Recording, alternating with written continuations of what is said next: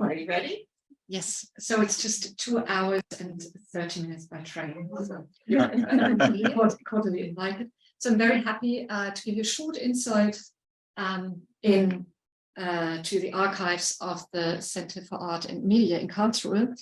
And ZKM was not founded as a museum, but as a place for artistic production, to give artists access to the newest technological means, and also to create a space to encourage discussions about the impact of technology in art and society, and to imagine possible futures.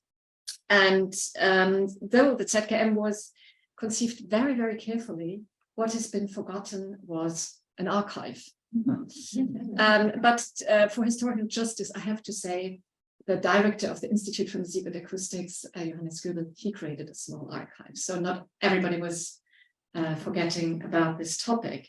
So things were piling up.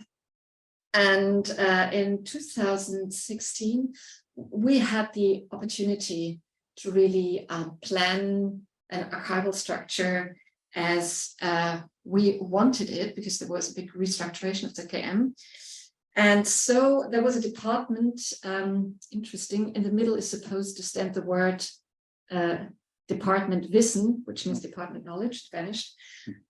So this department includes the collection, the archives, the library, then the laboratory for antique video systems, and the laboratory for digital art restorations.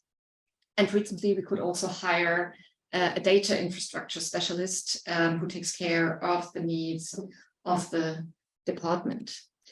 And so what are there? There is the institutional archive, the archives of artists and theorists, which we actively acquire. And then there's something which probably distinguishes the ZKM archives from a lot of other archives, media art archives. Our archives, of course, also include that was created by the restorers. Margit Stricot is also here today, and by the work on the media art collection. And I hope that you will have the opportunity to have a closer look one day at the wiki that our restorers have established. And and I would like to add, because we do have this artistic production at ZKM and the collection, so and we have to all keep these works in function, we have also built an archive of technical manuals and software, which is really very, very precious, a treasure for restorers and media archaeologists. And here you can see a little overview of what we have in the institutional archives, in the archives for artists and theorists, and the restoration archives.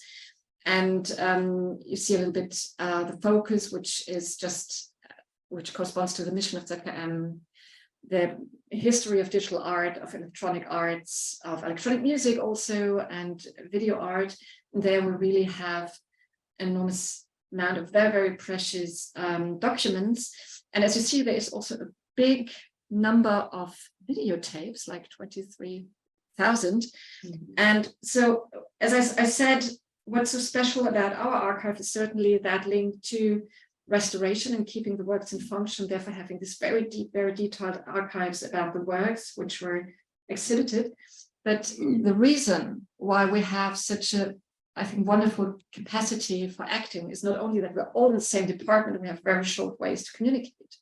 I mean, this is art historians, librarians, restorers, media artists, so it's a mixture of different expertise. But the reason why we can act so well and can receive very complicated archives is because we have the laboratory for antique video systems. So we can basically read everything, every video done since the 1960s, and we have the lab for digital art restoration. So whatever complicated archives were offered, we can take them in and take very well care of it. So just a word about the staff, because this was mentioned before. Yes, we also work with students, but we pay them. So we pay them. They are, in German you say, they're called student research assistants. So we pay them to the university standards. And it doesn't seem that it's unpleasant for them to work, because the people who are on this paper, 4 of them were former students working with the archive. So we are a very small team, as I said, art historians, archivists, media artists, conservators, and librarians, but we're really very efficient in this small structure. And about our projects, I really try to stay in time. You're doing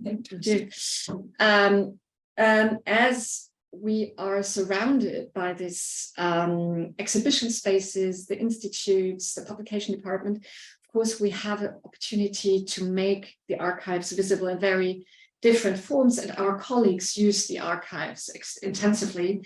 So, of course, we also do all this invisible labor on the inventory, on the data structure. And one of the big projects for us is, that's why probably you're not so conscious of our archives, because our metadata are not yet online. And this is, of course, key we're working on, but we just started. That's still the feeling we have. And so, but we've created from the archives we acquired, we've created exhibitions, like, for example, the Radical Software exhibition about the Rain Dance Foundation. We do publication. We will republish the mythical improvisation technologies by William Forsyth. We'll publish that online, so it will be accessible for everybody very soon. We publish books, but then we also do these reconstructions. For example, we have the Haardt Bode archive, electronic musician, and we're just with a company reconstructing the barber pole phaser. And we're reconstructing also artworks on the basis of the archival documents. And last word, we also have a cooperation with Lima on Wiki. So but then we're also very at the beginning, but we also see that that's a very important project.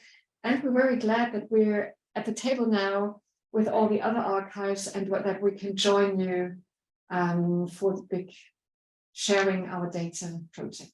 Thank you.